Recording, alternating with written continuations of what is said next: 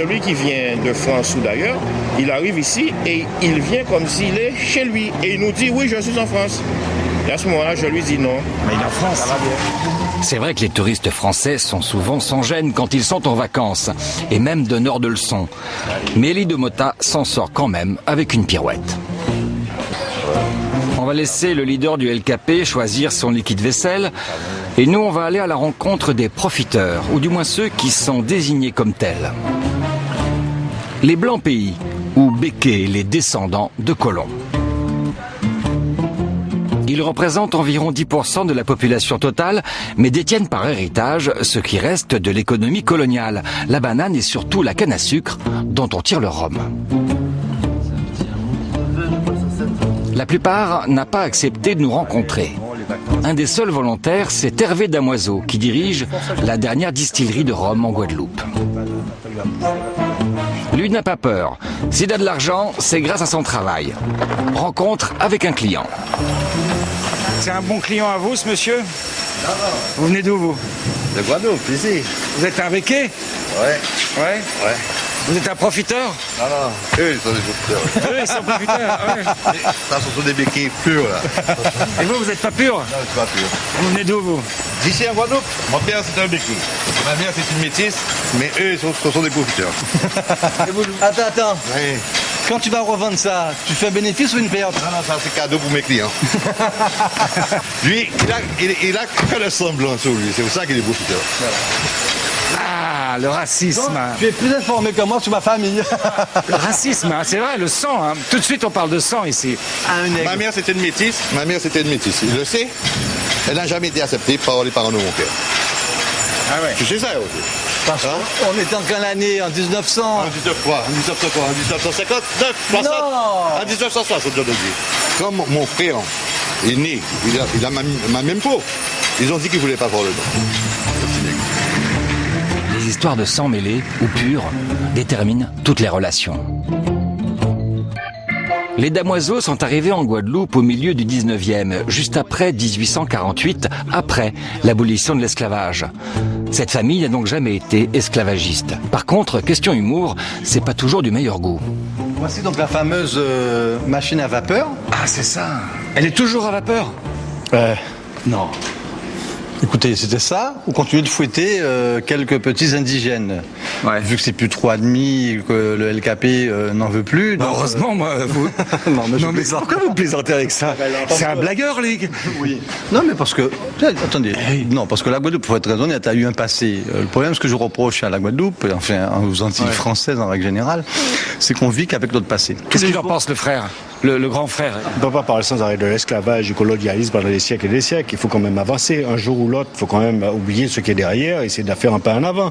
Alors que oublier, c'est pas possible, ça. Non, mais on peut... vivre avec tous les jours. Mais il faut vivre avec en l'ayant compris, en l'ayant digéré. Moi, je regarde, il y a quand même quelques événements. 1940, la France est envahie, l'Europe est envahie par les Allemands. Le premier allié de la France, actuellement, c'est l'Allemagne. On leur en veut pas. Oui. L'Allemagne et la France ont oublié tous ces.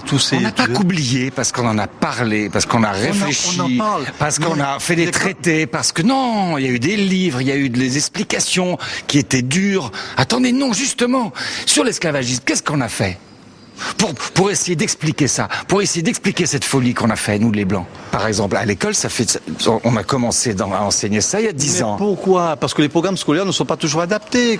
Effectivement, quand on apprend en Guadeloupe, aux petits Guadeloupéens, nos ancêtres les Gaulois, c'est évident.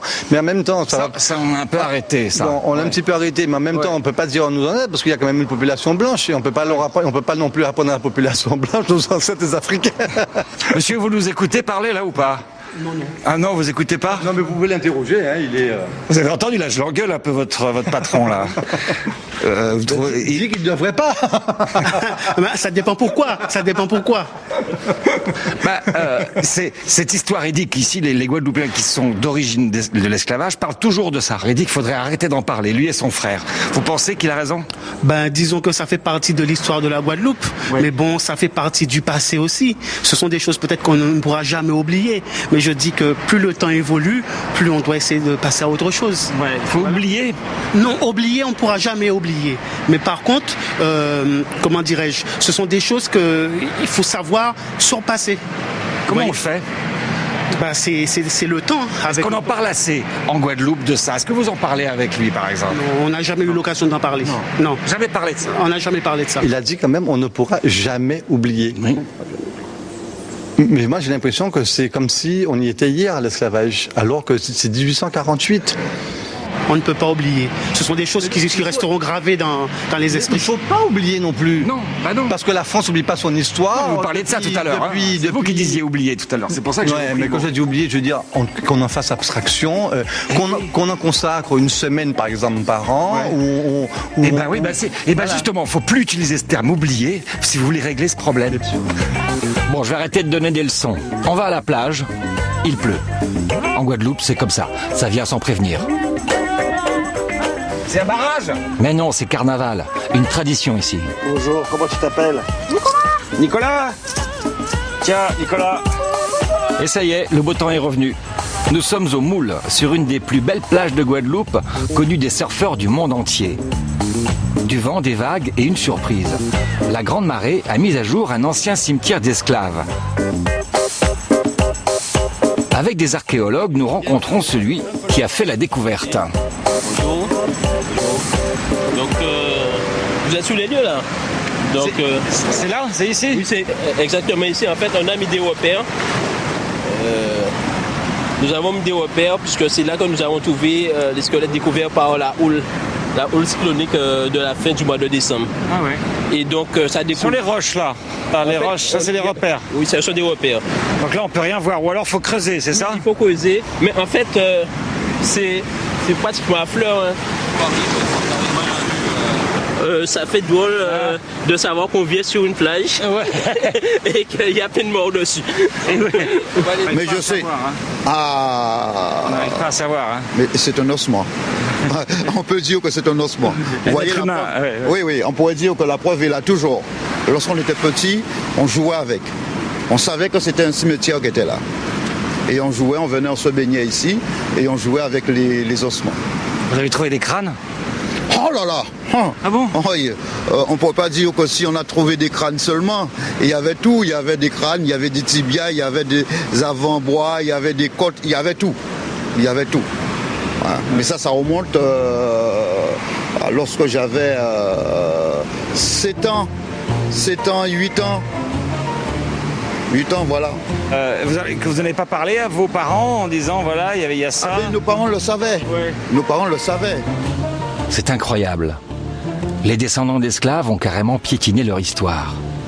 Sur l'île, les esclaves étaient enterrés le long de la mer, sur les plages.